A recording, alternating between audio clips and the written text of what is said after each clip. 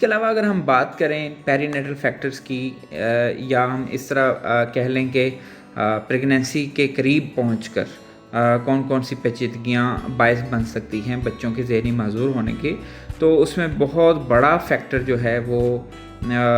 C section کے دوران، اگر جنرل انیستھیزیا کی ہم بات کر لیں، بہت ساری مائیں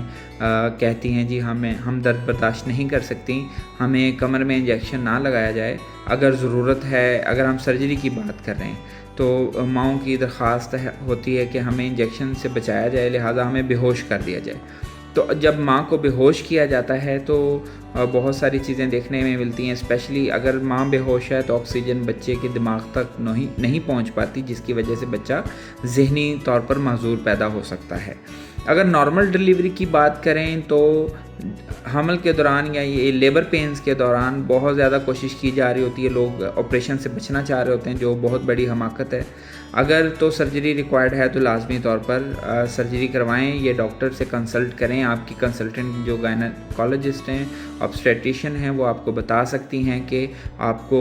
نارمل ڈلیوری آپ اس کی طرف جا سکتے ہیں یا آپ کو سرجری کی طرف جانے کی ضرورت ہے۔ تو براہ کرم تمام ماؤں سے درخواست ہے، ان کی فیملی سے درخواست ہے کہ اگر سرجری کی ضرورت ہے تو لازمی طور پر سرجری کرائیں۔ اب اگر ہم بات کر لیں کارڈ اراؤنڈ نیک کی، تو جو پلیسنٹا ہے، یہ جو نالی ہے، جو خوراک کی نالی سمجھ لیں، یا باقی جو نیوٹریشن جو بچوں کو مل رہی ہوتی ہے ماں کے ذریعے سے، ماں سے جو نیوٹریشن بچوں تک پہنچتی ہے پلیسنٹا کے ذریعے، وہ جو کارڈ ہے اکثر بچوں کی گردن کے گرد لپٹ جاتی ہے، کیونکہ پریگنینسی کے دوران یا حمل کے دوران، ڈلیوری کے دوران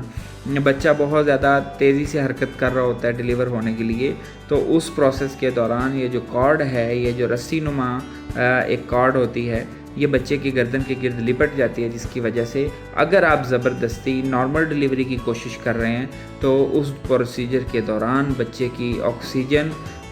جو ہے وہ کٹ سکتی ہے، وہ برین کو اس کو آکسیجن نہیں مل پا رہی ہوتی، جس کی وجہ سے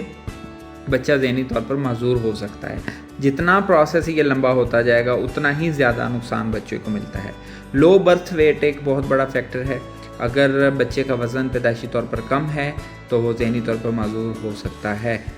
ملٹیپل پریگنینسیز، ملٹیپل ڈلیوریز بھی جو ہے وہ اس کا ایک باعث بن سکتی ہیں سی پی چائلڈ کا۔ تو ان چیزوں کا بہت زیادہ ہمیں خیال رکھنے کی ضرورت ہوتی ہے۔ میٹرنل ہیلتھ، جو ماں کی صحت ہے، وہ بہت اہم کردار ادا کرتی ہے۔ ان ٹریٹڈ جانڈس، بچوں میں یرکان، پیلا یرکان بہت کامنلی دیکھا جاتا ہے۔ تمام مائیں، شاید زیادہ تر مائیں اس چیز کو آبزرو کر چکی ہوں گی، جانڈس کو یا پیلا یرکان۔ یہ 2 سے 4 دن میں خود ہی سبسائڈ ہو جاتا ہے، خود ہی ختم ہو جاتا ہے، لیکن اگر یہ لمبے عرصے کے لیے چل رہا ہے تو اس وجہ سے یہ بچوں کی ذہنی نشو و نما کو متاثر کر سکتا ہے۔